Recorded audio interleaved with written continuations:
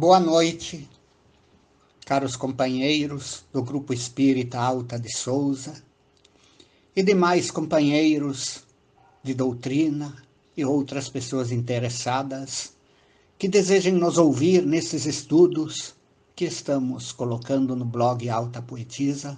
Uma boa noite.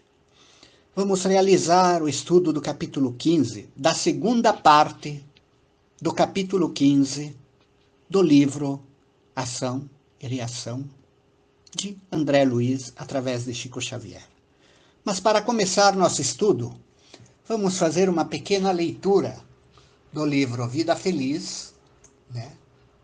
Não tem o número aqui, mas é sobre semear e colher.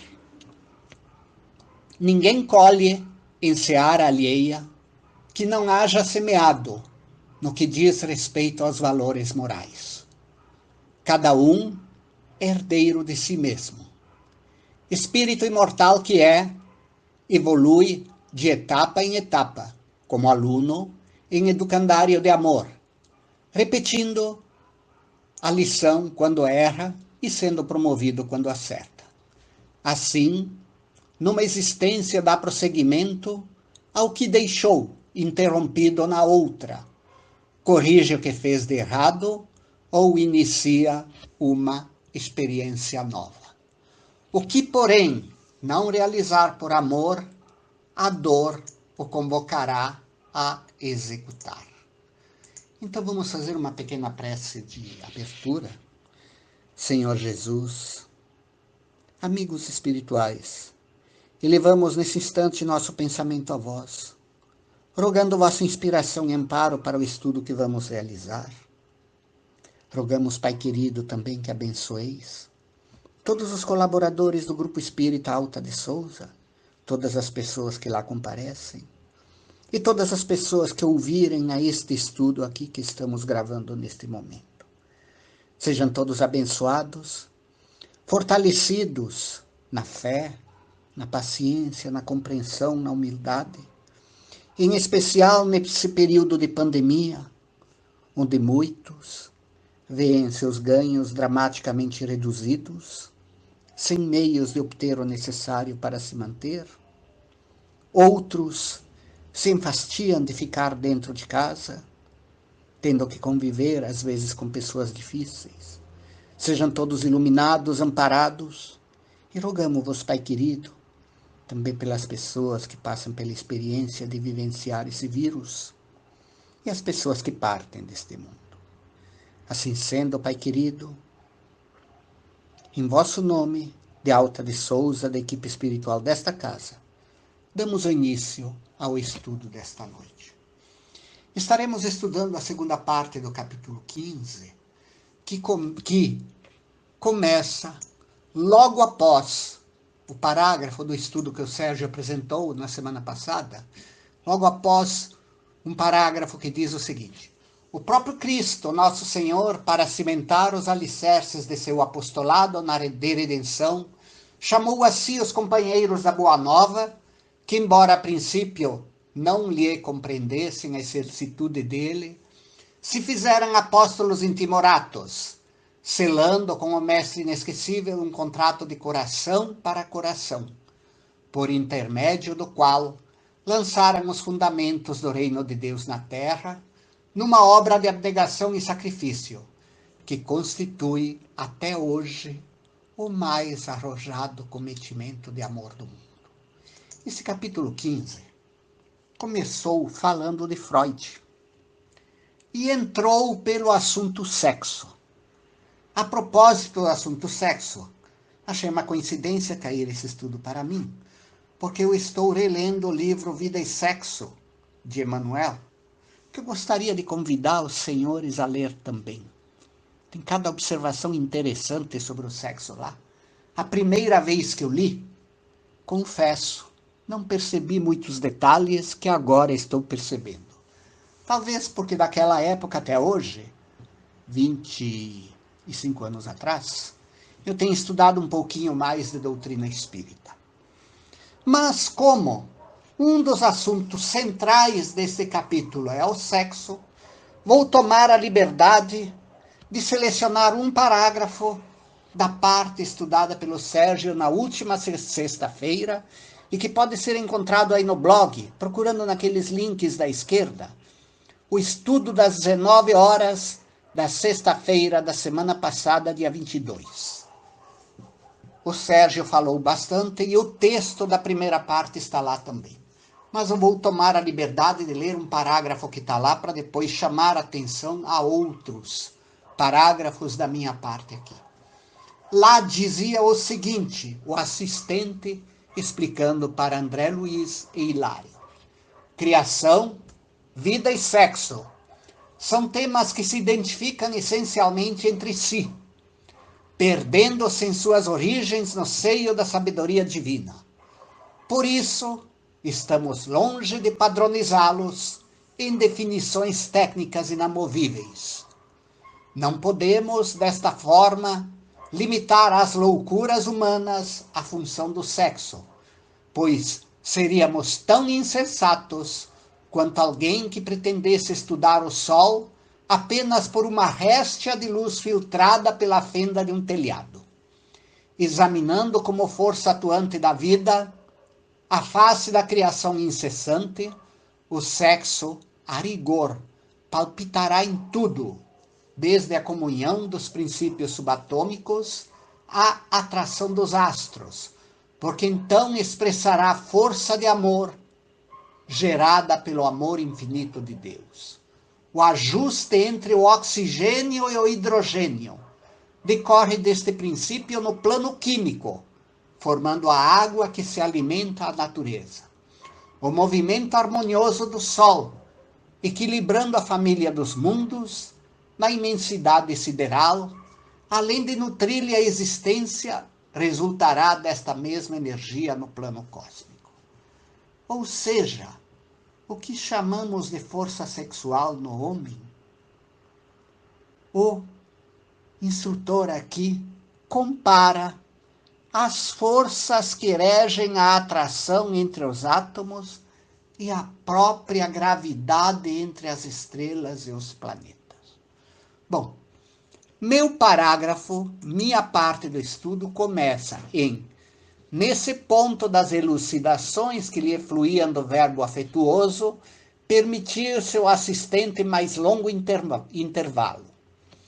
E aí ele continua falando a partir daqui. Depois como ele viu que, obviamente, André Luiz e Hilário ficaram interessadíssimos sobre explicações adicionais sobre o sexo, ele começou a descrever o que eu vou resumir, porque nosso tempo é de 15 minutos, destacando apenas falas essenciais dele aqui. E convido aos senhores a ouvir esse pequeno estudo, a ler, obviamente, a parte sobre a qual eu trabalhei do capítulo 15 do livro Ação e Reação. No primeiro parágrafo de fala que ele tem aqui, ele acrescenta o seguinte: sabemos que o sexo, analisado na essência, é a soma das qualidades femininas ou masculinas que caracterizam a mente, razão porque é imprescindível observá-lo do ponto de vista espiritual, enquadrando-o na esfera das concessões divinas que nos cabe movimentar com respeito e rendimento na produção do bem. Aí depois ele fala, vocês gostariam de mais explicações?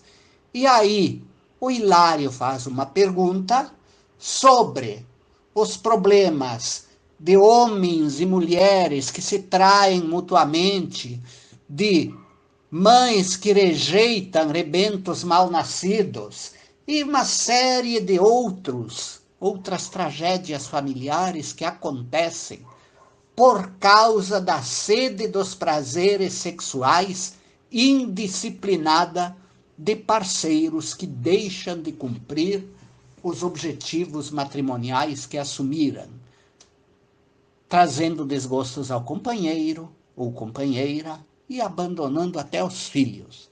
Aí ele pergunta: todas estas falhas acompanham o espírito além da armadura de carne que a morte consome?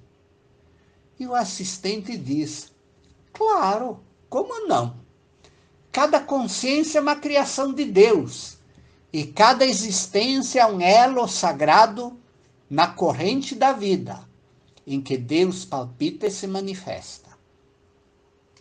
Nós responderemos por todos os golpes destrutivos que vibramos nos corações alheios, e não nos permitiremos repouso enquanto não consertarmos valorosos o serviço de reajuste.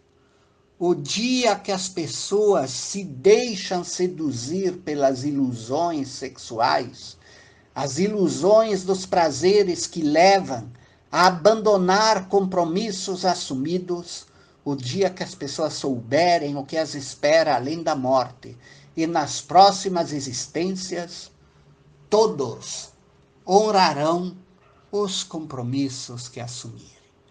Aí eles continuam trabalhando sobre pessoas homens que se arruinaram por mulheres, mulheres que foram lançadas nas valas da prostituição e outras situações parecidas.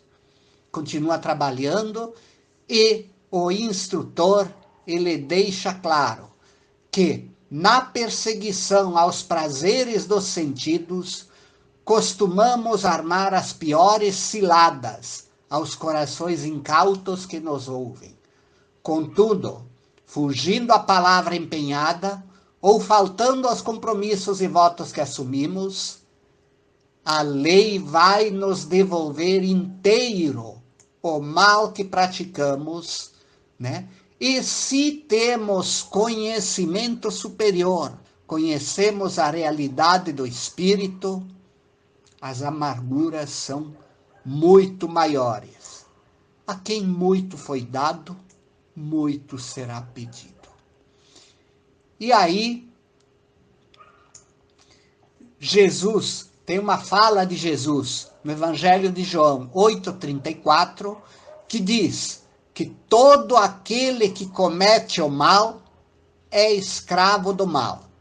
E aí o instrutor acrescenta: e podemos acrescentar que para sanar o mal a que houvermos escravizado o coração, é imprescindível sofrer a purgação que o extirpa. E aí, para finalizar este capítulo,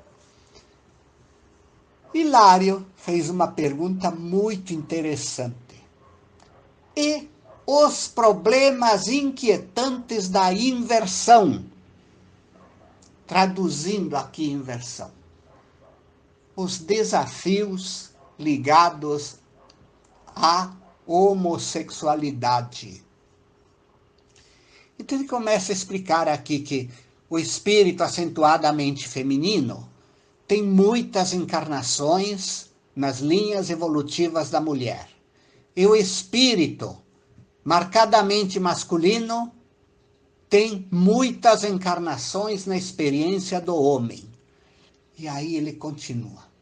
Contudo, em muitas ocasiões, quando o homem tiraniza a mulher, furtando-lhe os direitos e cometendo abusos, em nome de sua pretensa superioridade, ele se desorganiza a si próprio, de forma que inconsciente e desequilibrado é conduzido pelos agentes da lei divina a renascer no outro sexo, continuando as tendências do espírito no sexo que ele está. O mesmo vale à mulher criminosa, que, depois de arrastar homens à devassidão e delinquência, acaba tendo alienação mental para além do sepulcro e vai nascer num corpo masculino com tendências femininas. Mas aí ele coloca uma definição. Não podemos generalizar. Ele diz: nesta definição não incluímos os grandes corações e os belos caracteres que em muitas circunstâncias reencarnam em corpos que não lhes correspondem aos mais recônditos sentimentos, posição solicitada por eles próprios no intuito de operarem com mais segurança e valor, não só o acrisolamento moral de si mesmos, como também a execução de tarefas especializadas através de estágios perigosos de solidão em favor do campo social terrestre, que se lhes vale na renúncia construtiva, para acelerar o passo no entendimento da vida e progresso espiritual. Estamos estourando o tempo. Tem mais coisa aqui sobre sexologia, mas peço que leiam no próprio texto. Vamos então encerrar nosso estudo com uma pequena prece de agradecimento. Senhor Jesus, obrigado por termos a oportunidade de apresentar este estudo e rogamos bênçãos, Pai querido, sobre todos os que nos ouvem. Assim seja.